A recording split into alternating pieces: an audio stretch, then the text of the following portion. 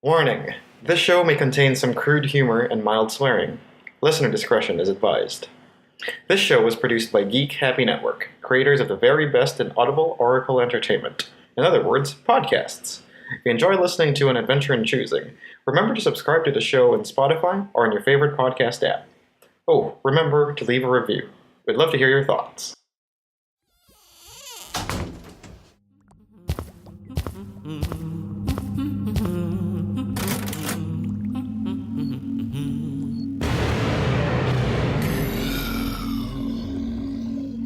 Geek Happy Network.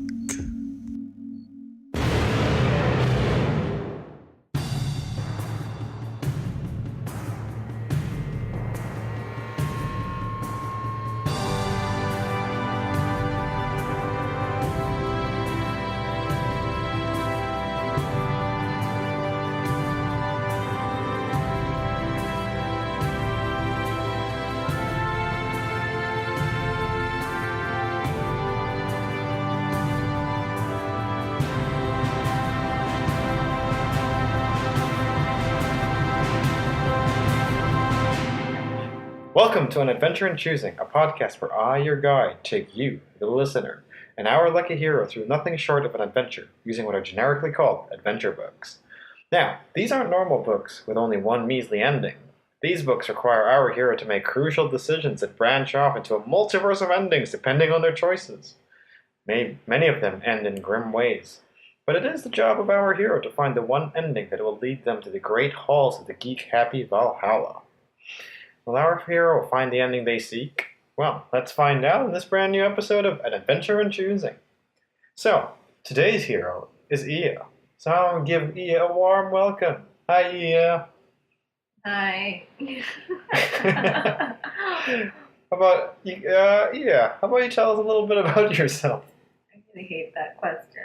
So can we just go? Yeah, I mean, an avid and excited adventurer. Yes, I I'm like ready. it. This hero is ready. I'm ready. Just ready to begin your adventure. Yep. All right. Well, thank you for coming in as the first guest in the, new Adventure in Choosing format, as Mike has decided to pursue more monster slaying endeavors and leaving me behind as the guide of this new show. You get to be your own guide. I get to be my own guide, yes. Yeah. And I got a couple nice adventure books here today, too. Mhm. Are you ready for an adventure? Sure. Let's do it. All right. But before we begin our adventure, I feel like you should know a little bit about how this game works. Oh yeah, that'd be nice. That'd be cool. So, allow me to remind you of the rules and how Adventure in Choosing works. As the hero, you will need to select which adventure you wish to take and the fate you need to find. Once you select your adventure, we can begin. As your guide, I will read out the adventure book until you then have to make a choice. And then when you make a choice, I'll keep reading. We'll continue to do this until you either find the end you seek or meet your demise too early. If you find the ending you seek, you will be added to the Hall of Legendary Heroes in Geek Happy Valhalla. But in the event that you meet your demise, do not fret. I am able to turn back time and allow you to return to a previous choice. But my powers as a guide are pretty limited. I'm only able to return you once to any location where you have made a choice. Now this is the point where I tell you that I brought an adventure map to show you where the choices you made are, but I'm not the best guide. I kind of forgot that map today. No, the map is in your head. The map is in my head. Yeah. A great start to the podcast. All that work drawing out the. Oh, like it was legit drawn out. Oh, I drew a full map with like the directions. I even colored the parts where you got to get into and all of it. It was great. Oh. Anyway, that's all there is to it. Iya, our hero. I guess, are you ready for an adventure? Yeah. An adventure in choosing? Yes. Cool. Today, I brought two books from the Choose Your Own Adventure series, both written by R.A. Montgomery. Thanks for that. Yeah, it's a couple adventure books. They're pretty cool. Two very different ones. One is called Race Forever. For everyone who hasn't seen it, Iya, why don't you describe a little bit about what the front cover looks like? It's got 2 cars on it and an elephant and giraffes Yeah. in the mountain. Sorry, I had to like look at it. The elephant looks like it's running. It's chasing the cars away. Yeah. It's the event. It's, I guess, the Race Forever event. Or you could choose the House of Danger. And you could describe to everybody what this book looks like. No, it looks like a tarot card. No, it looks like, I can't remember. Basically, it looks like a building on fire. It's supposed to be money. I guess. I don't know. Money and then like all these monkeys and these guards on the ground. So it looks like Oz. Great. So, between these two, which kind of adventure do you want to take? Oh, the Race Forever with elephants and race cars, or the House of Danger with House of monkeys? Danger. House of Danger. House of Danger, it is. All right. Well, let's get through the House of Danger by R.A. Montgomery. Beware. I like how it begins with that. Beware and warning! Ah. Exclamation point, all caps. All caps. And underlined. Yeah. This book is different from other books. You and you alone are in charge of what happens in this story. There are dangers, choices, adventures, and consequences. You must use all your numerous talents and much of your enormous intelligence. The wrong decision could end in disaster, even death. But don't despair. At any time, you can go back and make another choice, alter the path of your story, and change its result. Well, with this one, you only really have two choices, but... Oh, is it? Okay, is it 2 strikes and then if you're dead, you're dead? Yeah, I am limited in my powers. I can only bring you back once. Oh, yeah, one. It's Yeah. one chance. Yeah. You have 1 life. Yeah. So I'll read out the intro of the story, tell you which ending you need to seek, and then we will go from there. The phone rings. A sacred voice on the other end is begging for your help. You trace the call on the site of an old prison that burned to the ground more than 100 years ago, taking the lives of 112 prisoners. Even though you're an expert detective, you sense that this case will be unusually creepy and dangerous. Should you answer this cry for help? The House of Danger holds many mysteries, and you will encounter hostile chimpanzees, space aliens, ghosts from the Civil War, or even travel through time. This will be your one case you'll never forget, if you make it out alive. Like a Doctor Who episode. It does sound like a Doctor Who episode. I mean, hostile chimpanzees. Well, that's Oz, but Yeah. the... Ghosts from the Civil War traveling through time, yeah. Speaking of Doctor Who, the one ending you need to seek is... Now, see, this is a time when it's also helpful to have the adventure map, so I could... But the one ending you need to seek is to find the secrets of knowledge from the aliens. Oh. Spoiler. What am I thinking of? Like, is it Temples of the Hidden? Legends of the Hidden Temple? Yes. Yeah. Oh, it's such a good show. What Those the green iguanas or... Not just the green, not Different just the green teams iguanas, but like the Olmec. Oh yeah, the big head face guy. I feel like that's who you are right now. Like a top, like a... Maybe I should have a different name, like, we're all your guide. Face Man. Like you should have an alter ego as the guide, depending on which story. Yeah. Alright. So you gotta find the space... You gotta Secrets of the find space. the secrets of the space aliens. It is a Tuesday afternoon in late June. You're on your way down to your lab in your parents' basement when the phone rings. You dash into the lab and pick it up. I need, says a weak voice. You hear a loud click and the phone goes dead. Drat! You weren't ready for that. You, an aspiring detective and psychic investigator, caught off guard. You slumped down in your chair. That voice really sounded desperate. You boot up your computer and look around. The heat of the day has not penetrated your combination office and research laboratory, where you sit surrounded by the tools of your trade. Infrared-activated floodlights, high-speed movie cameras, and night scopes among them. 2 large bookcases stretched from floor to ceiling, crammed into titles that would drive the timid from the room. Murder and Fun, Ghosts and Ghouls, and Corpses I Have Known, to name a few. The phone rings again. This time you're ready. You pick up the receiver. Before the first ring dies out. At the same time, you activate the phone tracker and voice recorder programs running on your laptop, and note the time, 2:24. Hello? You say. Help! I need your help!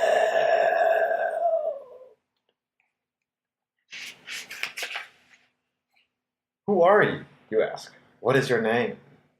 I'm scared. They're after me. Get hold of yourself. You say. I can help if you give me your name and address. They've got me. They've got me. Click. The phone goes dead again.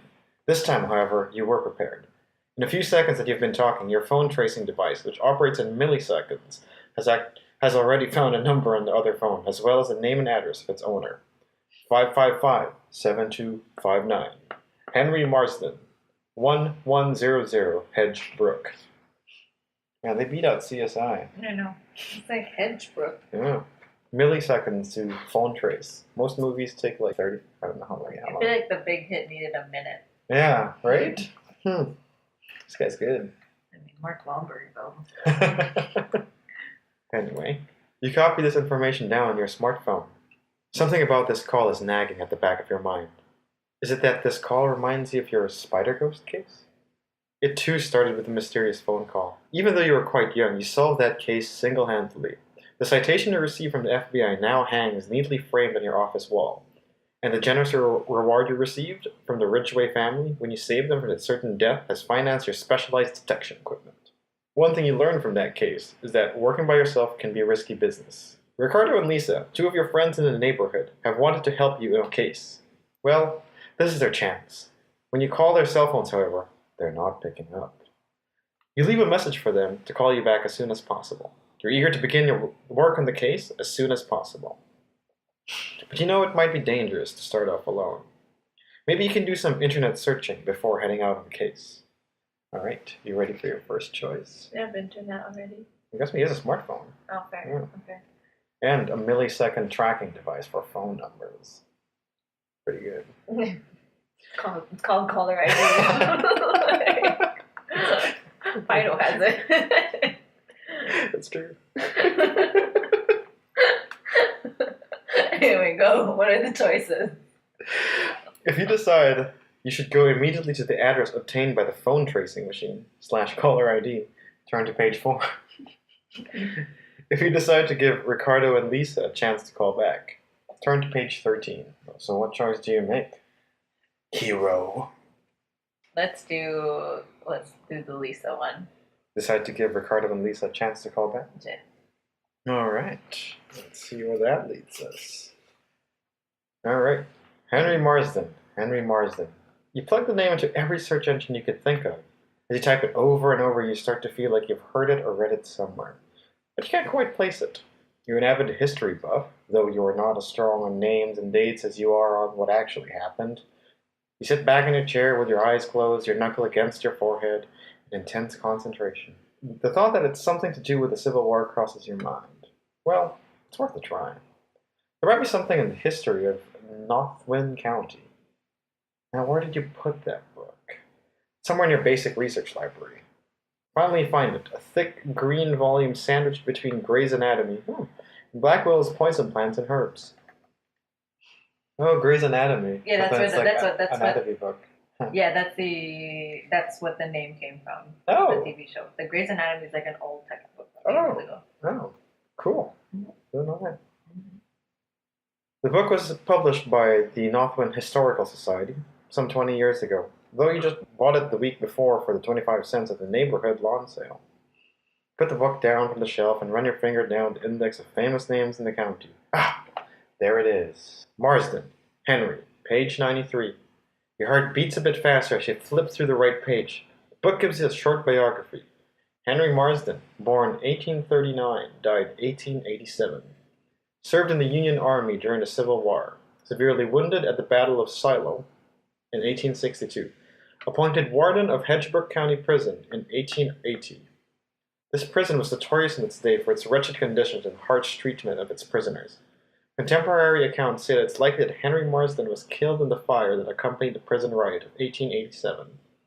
His remains were never recovered. Local legend states that he was murdered by the rioting inmates of the prison, and that his ghost haunts the ruins of the prison to this day.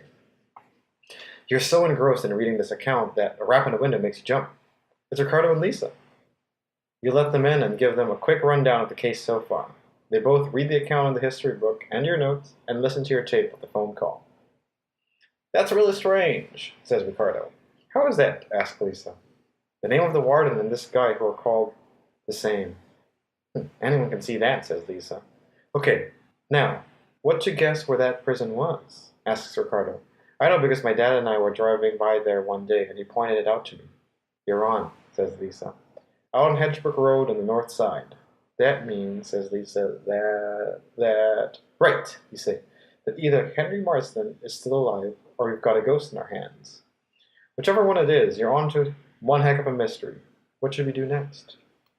Alright. Choice number 2. You decide to go to the site of the old prison, or you decide to go to the police with your story. The goal is to get aliens, right? Yes. And go to the site. Go to the site. Say final answer. Mm-hmm. Alright. Yep, let's go to the site. Alright. 30 minutes later, the three of you arrive at the site where the old prison once stood. You find that the location is now occupied by a large, very modern house built on the outside, almost by entirely reflecting glass. The front gate, by contrast, seems to be left over from the last century. A path leads from the gate across a wide lawn to the house. You drive by slowly and then park down the road. Walking back, you cross the lawn and double-check the number on the door. 1100 Hedgebrook. This is it, all right. Who wants to knock, you ask. There's no answer from Ricardo or Lisa. I'll do it, you say. You give a firm, loud knock. The only response is a hollow echo. Are you sure that the telephone call came from this place? Of course I'm sure, you reply. I know that. The heavy door of the house starts to swing slowly open. I'm regretting this now. What? I get scared. Oh, fair. I don't think it's actually not that scary, this one. Okay. It's just in the beginning, yeah, I guess so. Okay. Hello? You call? No answer. You peer inside. Mr. Marsden? Hello? You call again into the gloom of the house. When your eyes adjust to the dim light inside, you see a house that's ornately furnished. Rich red, blue, and yellow carpets cover the floors. Chinese screens, flanked by tall bamboo plants, are placed against the walls of the entrance hallway. What appear to be ancient temple carvings fill the walls and alcoves adjoining the hallway. The place looks more like a museum than a house. As you watch, a small concealed door opens in the side hallway. It's been completely hidden by the intricate patterns of the inlaid wood. Out of the door comes a tall, slender woman with high cheekbones and narrow eyes. Her skin is the color of ivory. She is dressed in a long, black, old-fashioned dress. Won't you three come in? She says in a high, unaccented voice. Unaccented? Unaccented, yes. That's Yeah. another word. Yeah, I guess someone with no accent? I don't know. We're here to see Mr. Marsden, you say. Why, of course you are, she says. Is he all right, you ask? Earlier he called me on the phone and said he needed help. The woman doesn't answer.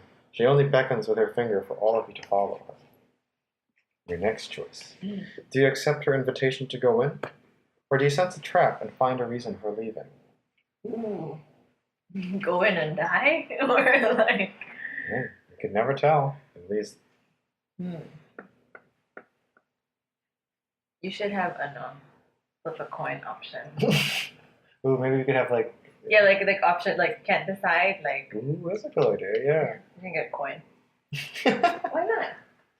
Oh, you do it now? Yeah. Okay, what are the choices again? Accept her invitation to go in, or you sense a trap to find a reason for leaving. If you want to flip a coin on it, that's great. That'd be fun. Yeah, it's I'm like, okay. So heads, we go inside, and then tails, we leave. All right, sure.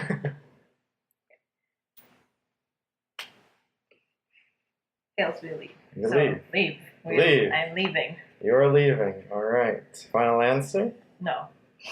So I'm staying. Okay, are you staying? Yeah, Barbie wants to stay. Final answer? Yeah, final answer. I'm All staying. We're staying. Oh, she still doesn't look that bad. I mean, she has like a bunch of Venus flytraps or plants around her. She looks Yeah. nice. I mean, she could be the ghost. I guess we'll find out. The three of you enter the house. Oh, it went forward in the book, so I guess if I had gone, okay, sorry, I'm like. I think it went backward. No, I mean, obviously the thing doesn't matter. But anyway, Analyzing. I like it. As you do, the door closes behind you and locks with an ominous click. You sense that there is definitely something evil, or at least alarming, going on here. The woman leads you down a long and dark hallway to a solarium. The afternoon sunlight streams in through a high glass ceiling. White, yellow, and purple orchids are arranged in neat rows along one side of the room. On the other side of the room is a collection of plants that you don't immediately recognize. I see you're admiring my babies, the woman says. These are my Venus flytraps over here. Are they not beautiful? We're all so happy here. She picks up a trowel and tenderly starts to transplant one of them. Faint buzzing comes from somewhere in the room. Ah, I see you have yet another visitor, says the woman. Her face lights up with a kind of ecstasy. Come to my plants, little fly. You begin to notice a sweet smell, almost sickeningly sweet, that you hadn't noticed before. It's coming from the plants. The fly circles around and lands on one. Suddenly, the fringed leaves snap shut and trap the fly inside. The light of the room grows dim, as if a dark cloud has suddenly drifted between you and the sun. The glass walls of the house, the sweet smell, suddenly understand that you have walked into a giant Venus flytrap yourself. Something's happening to the woman. Her image is beginning to fade. You realize that you can see right through her. Her form then begins to grow and re-solidify. Transforms himself to a large, angry-looking man dressed in a Civil War uniform. He has a heavy whip in his hand. You look around you. The walls have turned into rough, darkened stone, and high above you the skylight has been replaced by heavy bars. Now, I'll deal with you rebels, growls the man. You think you could challenge the authority of Henry Marsden?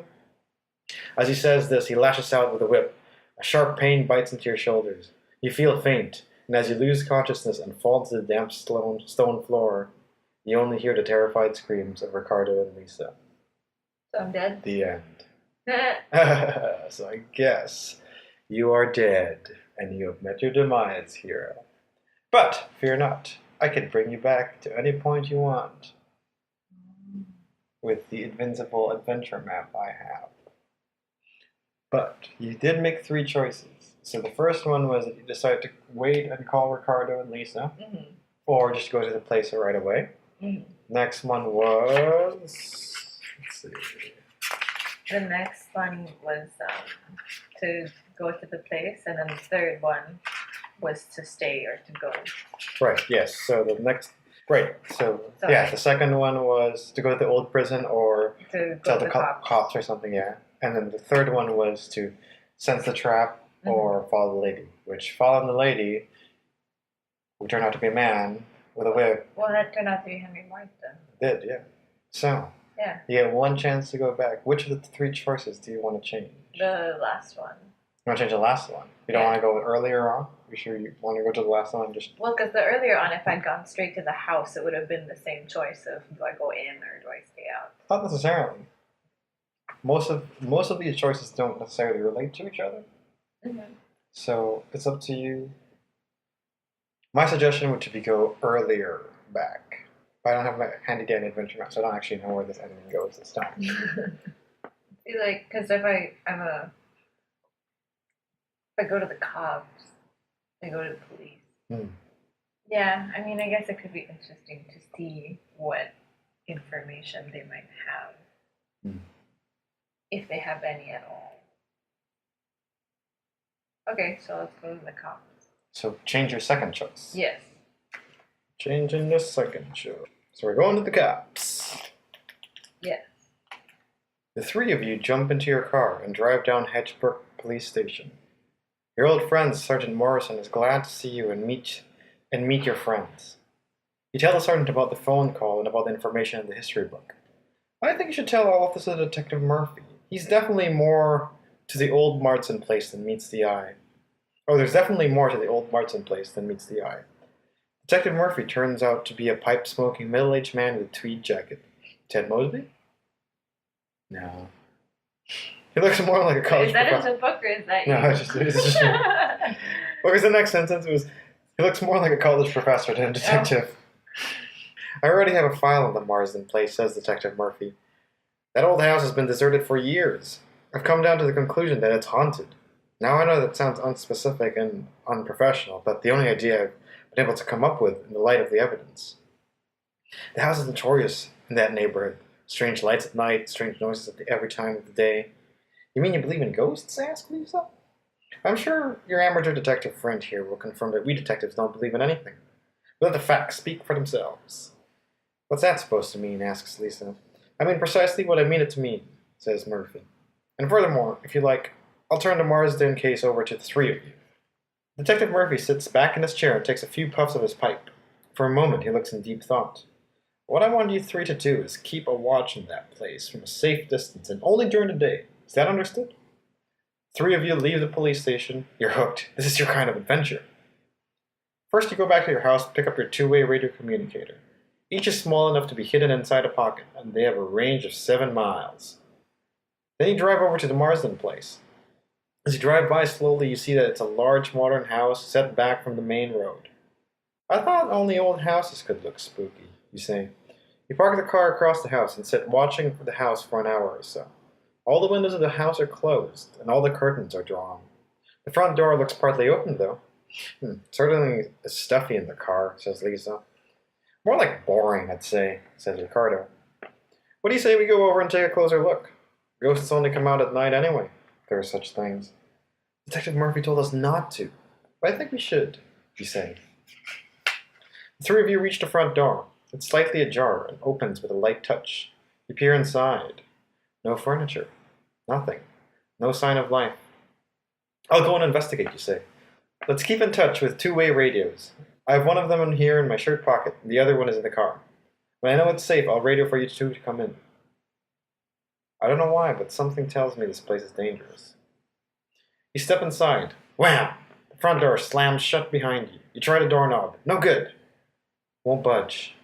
Then you notice that there are no windows in the foyer, which leads into a hallway, also without windows. Yet there's a strange half-light coming from somewhere. The air is stiflingly hot. It seems to grow hotter by the minute.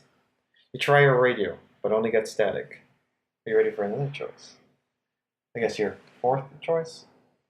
Do you concentrate on trying to get the front door open? Or do you decide to search the rest of the house? Because if you decide to...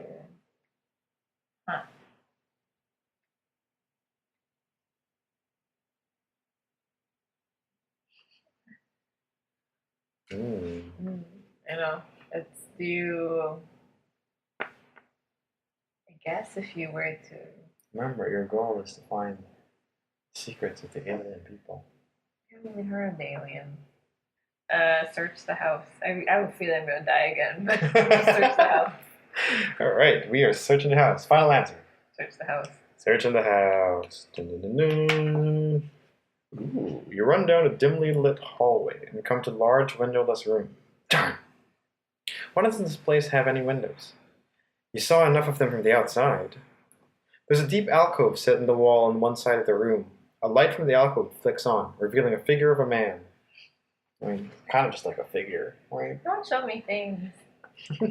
You see only his head and face, which are horribly burned.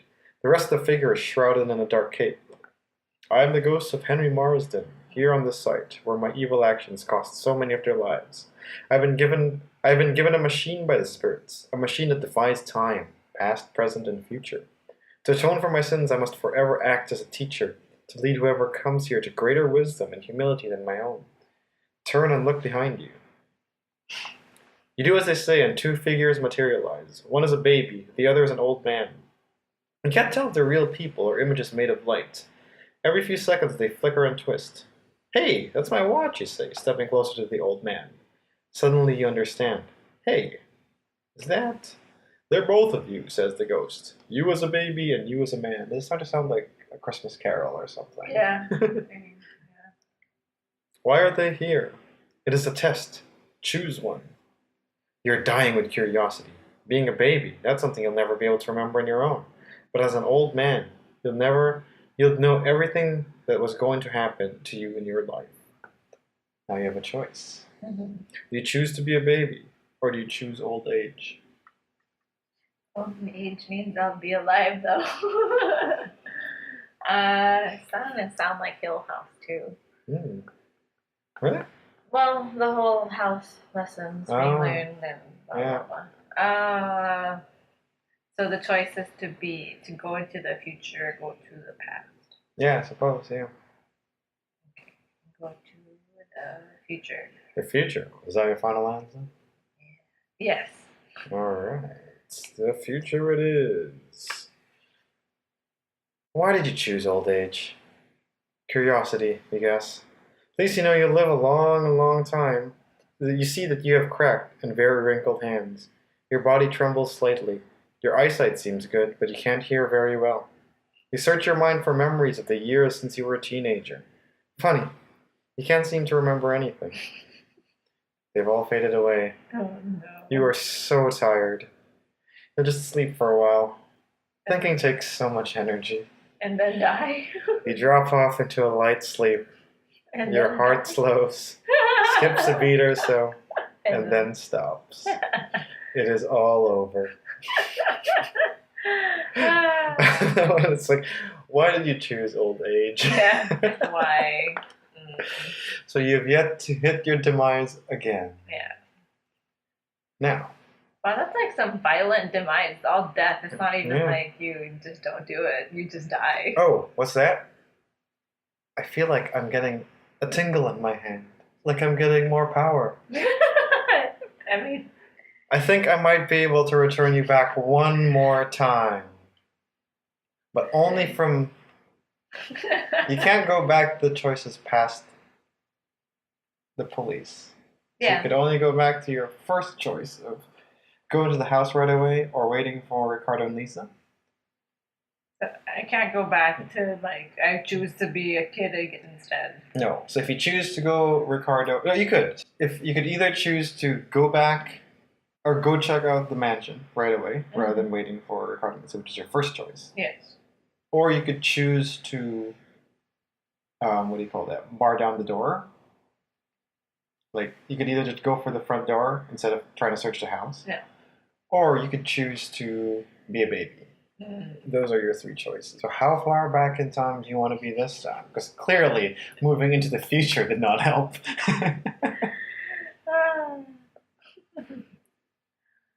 Are you sure you want to bring me back to life? I mean, I got this power. I might as well use it. I'm excited to find out whether you'll find aliens. I don't think so. I died twice now. Yeah, one last chance. This is it. This is your moment. Your shining glory. Which path do you choose to take? Watch me pick, like, hypothetical. Watch me pick the door and, like, have, like, Henry Marston be like, you can't leave, and it just kills me on the spot. You don't even get another choice. Yeah, it's like, and you're dead. Because if I choose to be a baby instead, it's like, then I have to live my whole life again. Maybe. Or if I choose before, not the cop's name, but if I choose to go straight to the house after the phone call. Sometimes crazy things happen when you're alone, so. I know, I'm just like thinking, like, screw it. Okay, let's go from the beginning. From the beginning. Is that your final answer? Well, like, from after the phone call to go straight to the caller ID address. All right, going straight to the address. The final answer? Are you sure? I mean, no, but yeah. All right, sending it. The Marsden residence turns out to be a large modern house located in a fashionable suburb about half an hour's drive from your house. You see it first through a tall iron fence running along the road. The house is set back behind a broad, well-tendered lawn. You park your car down to the road and walk back the gatehouse that gives you access to the estate. The gatehouse is strangely old-fashioned and ornate in contrast to the main house. The heavy iron gates inside the framework of stone stand slightly ajar, leaving just enough room for you to squeeze through if you want to. The bronze plaque is set in stone on the outside of the house and of its walls. It reads, "The site of Hedgebrook Prison, which was burned to the ground during the prison riot of 1887. 112 prisoners died in the fire. Northwind Historical Society." You glance again at the house. The front of it is constructed largely of glass. That's a tongue twister. A short distance to one side of the house is what looks like a large, strange metal sculpture rising out of a large number of huge, blackened hunks of shattered concrete. A shudder goes through you, and you realize that these forms of twisted metal might actually be remnants of the old burnt-out prison. Suddenly, a man dashes out of the house. Don't die. Help! Help! They're after me! The man cries. Halfway to the gate, he drops to the ground as if he's been hit by an invisible hammer. You dash through the grate, run toward the fallen figure, but something stops you in your tracks. 3 snarling animals materialize in front of the house. What are they, you wonder? Can they be huge chimpanzees? They look mean and angry. For a moment, you are frozen on the spot. The man on the lawn can't move and needs your help. But what good to him will you be if you've ever been mauled by angry chimps? Now, time to make your choice. Do you make for a hasty retreat to your car? Or do you decide that chimpanzees are not as dangerous as they look and rush in to give aid to the man?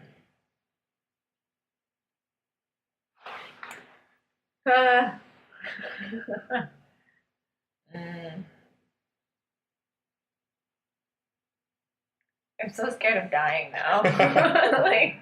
This is your last life. It's like every other decision is death. Oh my god. Yeah.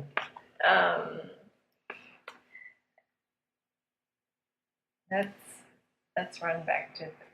Oh, but see, if you run back to the car, they could still chase after you and kill you anyway. Yeah, I guess. Yeah, or if. So either way, you're screwed. Yeah. But which screw do you want? Okay, flip this one. I like that. It's a good way of making decisions. Fuck it. I'll flip a coin. Yeah, whatever. Okay, so heads, stay, tails, go. Okay. Flipping. Tails. Go. Tails, go. Yeah. So make a hasty retreat to the car? Yes. All right. Final answer? Yes, I'm going to listen to the coin this time. All right. You're not impressed by my coin flipping? That's pretty good. Yeah, the catch is really good. It just goes straight into the slap. Had a good ring, like when the coins. Yeah. Could you hear it? Yeah, I did. Oh, cool. I heard that it. worked. It was great. No SFX needed. Yeah. You decided it's better to get back to your car. Fast! You always drive with a first aid kit and some basic defensive equipment, such as your pen that holds 2 cubic centimeters of powerful knockout gas. You have the ignition key out of your pocket even before you reach the car. As you quickly open the door on the driver's side and jump in, you realize that something is wrong. You're about to jump out when you feel it, a cold metal circle, like the end of a gun barrel, pressed to the back of your neck. A raspy voice commands, "Just do what I tell you, or you'll be looking for a new head. Now, get this car moving and follow directions. Drive down to the corner and turn right." Well, this does not sound good. Death at every turn. Oh, lucky. Gosh. You have no choice but to do as he says. You turn right at the corner. Then, as directed by the voice, you drive another 200 feet and turn again. This time into unfamiliar dirt road that leads to a heavily wooded area. "Stop here," the voice orders. There is now a beeping sound in the back seat. You realize that the gun is away from your neck. You figure in the back seat is apparently fiddling with some sort of electronic device. While his attention is away from you for a few moments, you slip your hand quickly and silently under the dashboard of the car. Your knockout gas gun, disguised as a pen, is still there. Now it's time to make the choice. Do you decide that now is the time to use your knockout gas gun? Or do you decide it's too dangerous to try it right now? Use it. Use it? Use it. Why does he sound like Arnold? I don't know. Maybe I just heard large man and the first thing I heard was Arnold. Arnold. Stop here. Yeah. Okay. Final answer? Use that. Use that. And He will use the gas gun. Like fall asleep in the car too. You make sweet love with Arnold. Like knocked out. Yeah. In a split second, you turn in your seat and fire the gun at the figure in the back. As you fire, you see "the man" in quotation marks in the back seat for the first time. You hardly know who has a more startled expression, you or the talking chimpanzee as he loses consciousness. Ooh. You back up the car and drive directly to the police station.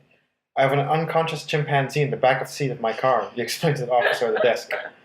Then I suggest you drive straight to the zoo," replies the officer. But this is a talking chimpanzee, he protests. And he tried to kidnap me with a gun. The officer and his assistant look at each other as if to say, we've got a live one here. However, they come out to the car with you. That's a chimpanzee, all right, says the officer. Certainly a big one. Not much talking at the moment, though. You search around the back seat next to the unconscious chimpanzee. You find a small control box of some sort, but you can't find a gun. What you do find is a flat metal ring. Ah, that's how he did it. After all, that's all you really felt against your neck. Oh, that's clever. The chimpanzee is still unconscious when the zoo workers come and take him off in the big cage. As soon as you tell the officer about the man on the lawn, he and his partner take you back to the house in the patrol car. He was right there, you insist, pointing at the blank green space. But now he's gone. We can search the woods, the officer suggests. But you're too late. The body is nowhere to be found. The house is empty as well, the officer's partner says, emerging from the front door. But there's definitely evidence of some kind of animal that has recently been inside. And the phone's working, which is weird. The phone company has no record of anyone living here. The following week, you go out to the zoo and have another look at the chimpanzee. You can tell that he recognizes you from an angry expression on his face when he sees you. Somehow you feel sorry for him. Since you know that he can talk, and now he has no one to talk to, that is, unless he wants to give himself away. You wonder where the rest of the chimpanzees have gone. No doubt, they've had a new hideout somewhere. You also wonder if they have claimed any new victims, like the poor man in the lawn. The end. So not death. Not death. Just an ending. Not demise, but not the ending you search for.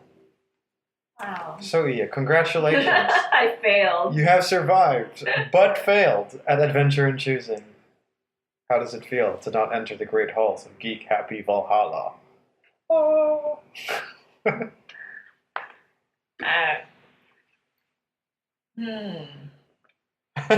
am very... Okay.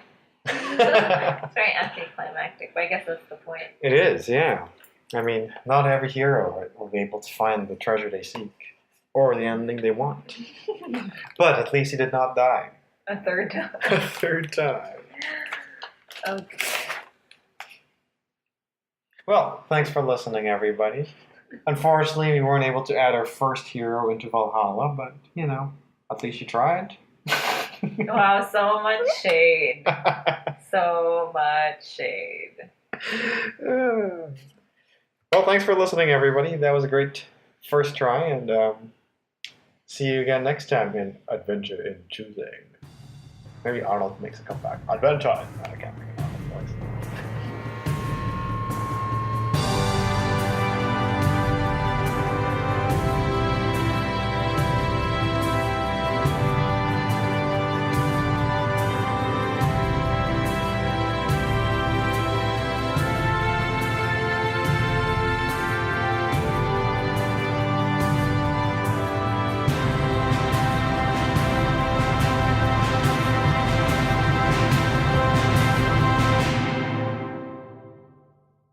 Have an idea for our next adventure? Send us a message to Facebook at Geek Happy Network or Instagram at Adventure in Choosing, or email us at adventureandchoosing@gmail.com. We'd love to hear from our fellow adventurers. While you're there, remember to subscribe and follow us too.